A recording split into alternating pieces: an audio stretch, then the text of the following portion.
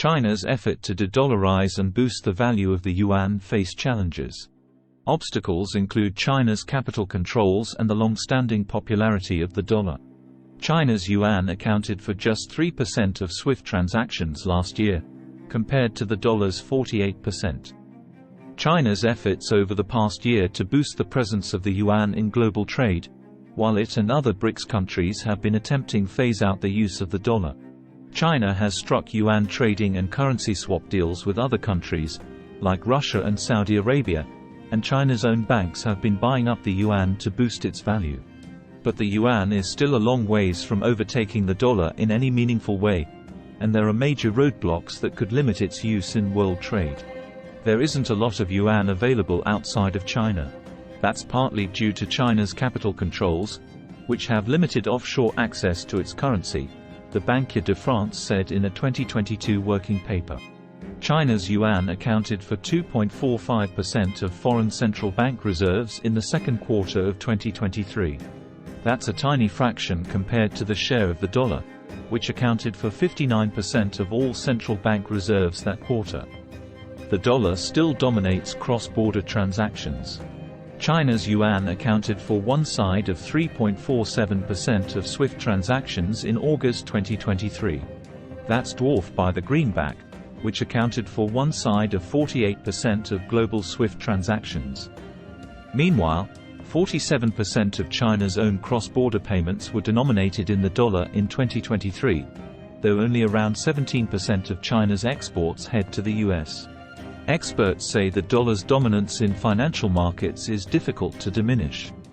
That's because of the greenback's long-standing reputation of safety, which becomes stronger the more people use the dollar.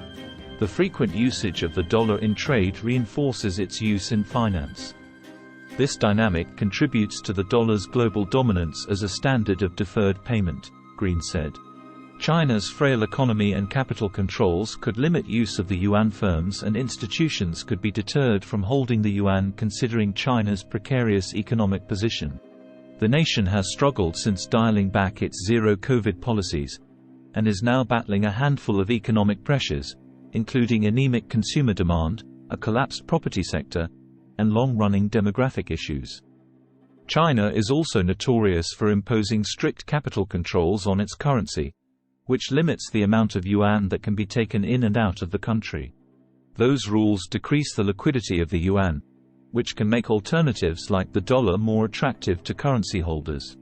It remains to be seen the extent to which Chinese policies restricting renminbi convertibility will limit the currency's growing use in cross-border trade and finance. China's financial system needs the dollar. China itself also needs the US dollar, since its currency system is pegged to the greenback.